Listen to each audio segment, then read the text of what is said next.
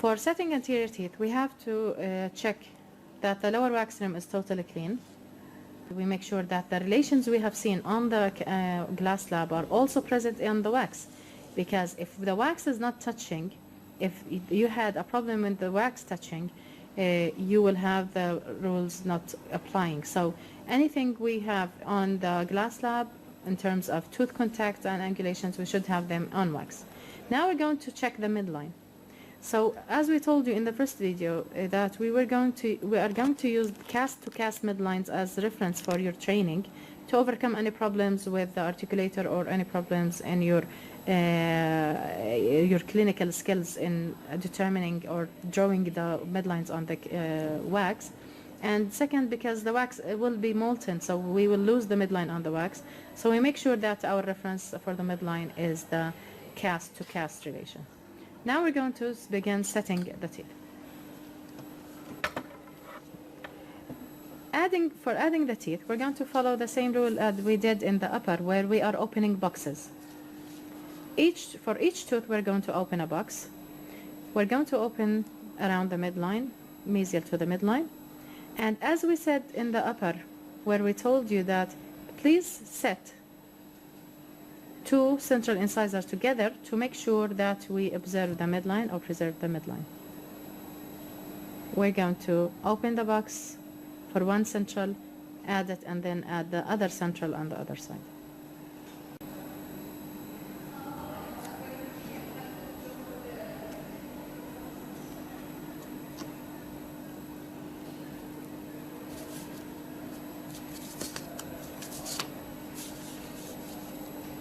For the setting of the lower, make sure that you don't mix teeth together because they look very similar.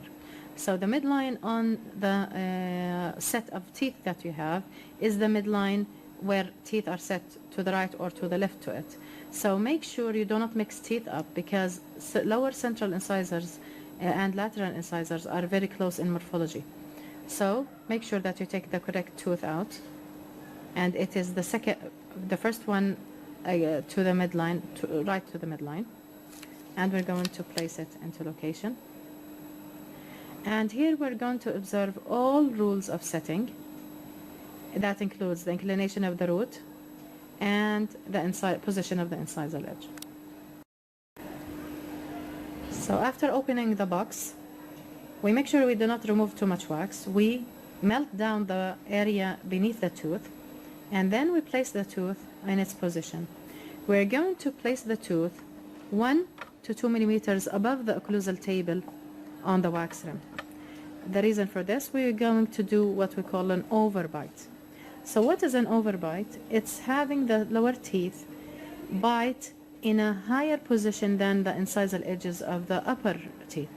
So they are biting from the inside surface. Now, if we place the tooth in the wax rim, exactly on the wax rim height, we will not get an overbite.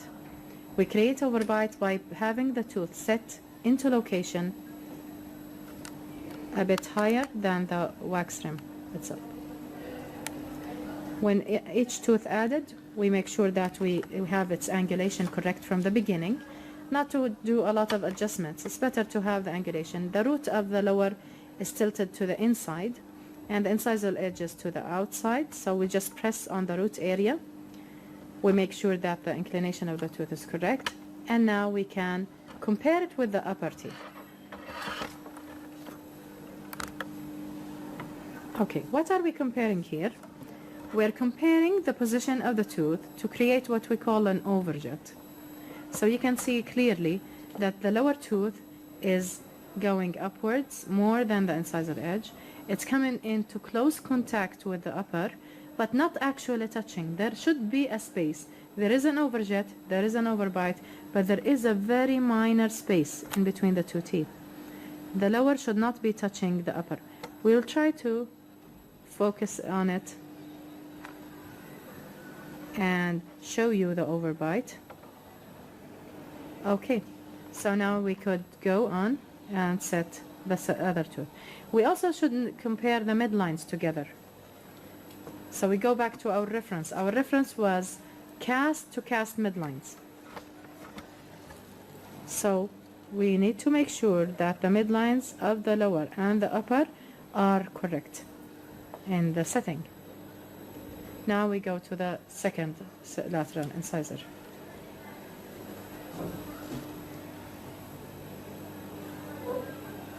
If you want to be sure about the midlines, as we told you in the upper, you can place two central incisors together to make sure that the central incisors are on the midline.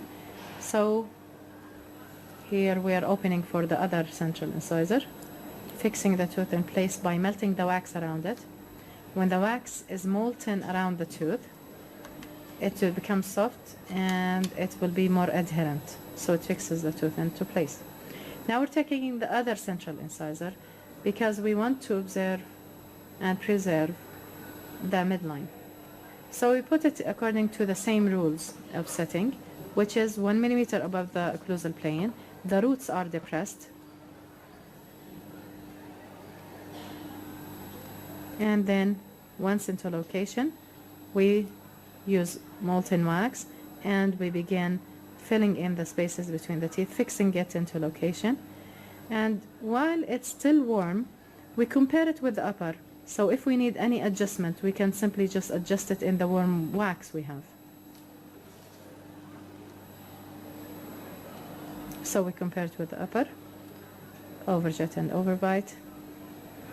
This tooth, we cannot compare it because we have the wax in, but if the tooth was there, we should have an overbite with the upper tooth. Okay? What we need to concentrate on is the midline. So what we are looking at, that the midline between the both incisors is corresponding with the midline of cast to cast area. Okay? This is how we adjust teeth in location. We simply just move them while they are in the side the wax.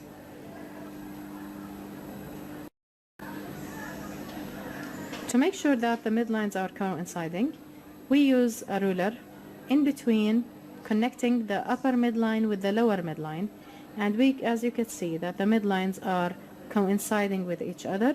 The upper central and the lower central are coinciding. Now we're looking more close at the overjet and overbite. So the overjet means that the incisal edge of the lower is more back than the upper incisal edge. And the overbite means that the lower incisal edge is higher than the upper incisal edge and it goes to the inside. But this does not mean they touch. We have an overjet and overbite with an empty space in between these two teeth. So we have an overjet and an overbite without any touch. We will explain this in the lecture talking about setting rules for anterior teeth. Now we're going to add the second incisor, lateral incisor.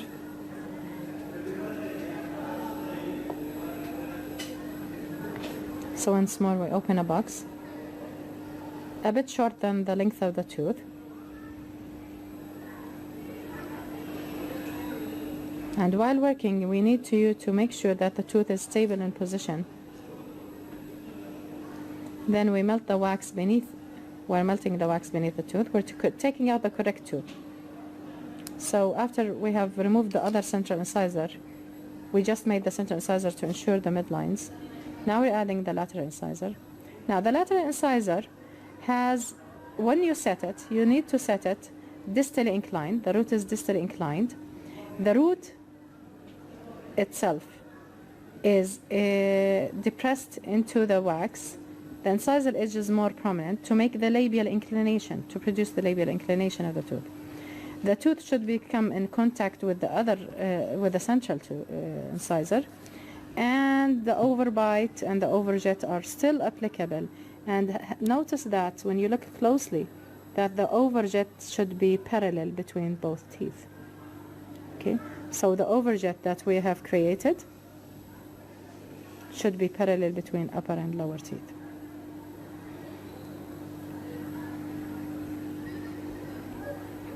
This is how we move teeth in their location. We can adjust the position of the tooth, adjust the position of the root.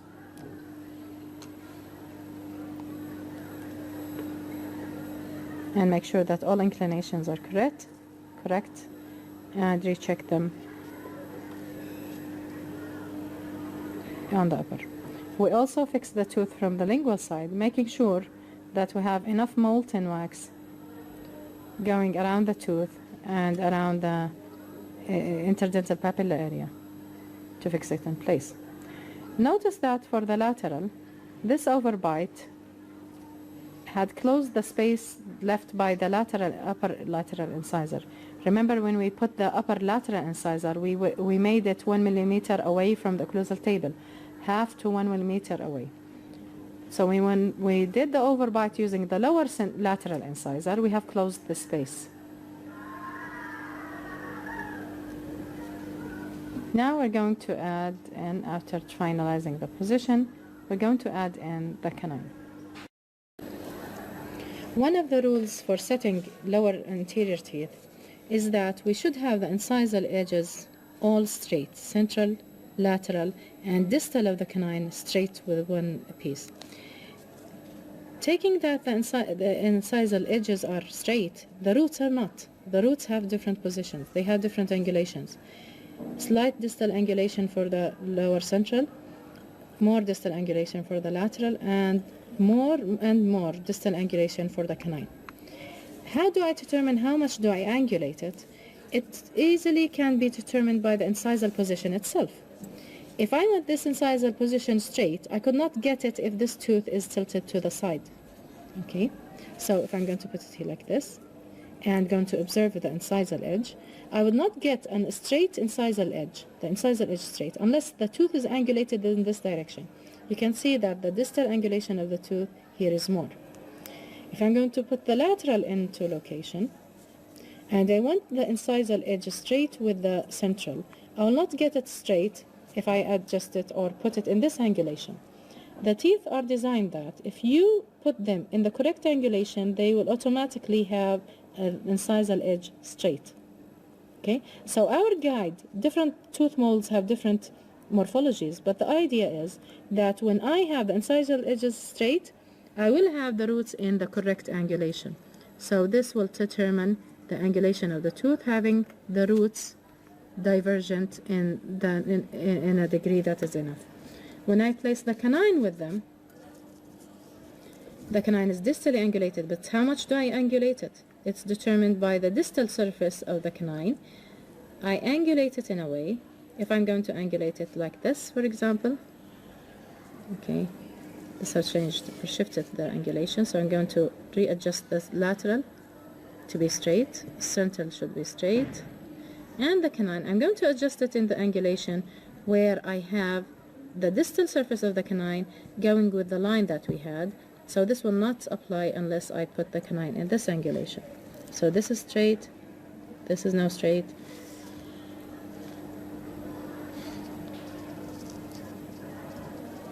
And with the distal surface of the canine. So they are all on one line incisally. Okay? Okay, so now we're going to add in the canine. So we're going to apply the same rule we talked about, having the incisal edges together. These two teeth that we added are now together, but now we're going to add the canine in. So we open a window for it.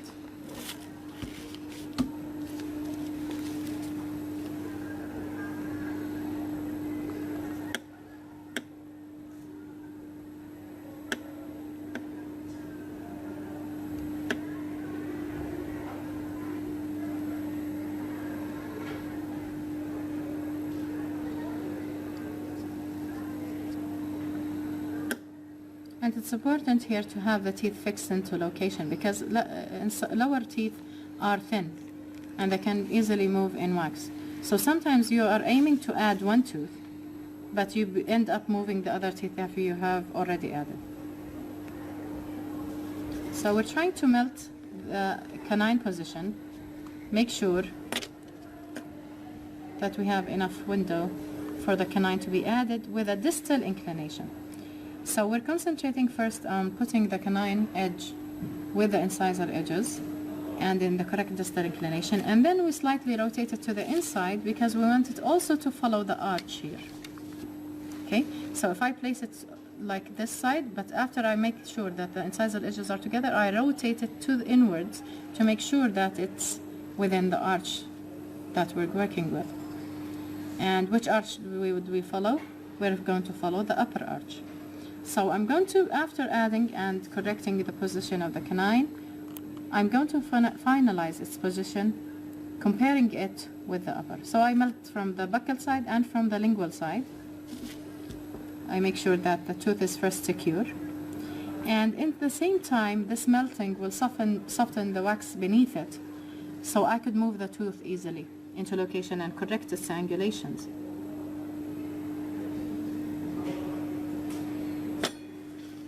So I'm putting the tooth into location and then comparing it with the upper. I should have the same overjet that I had.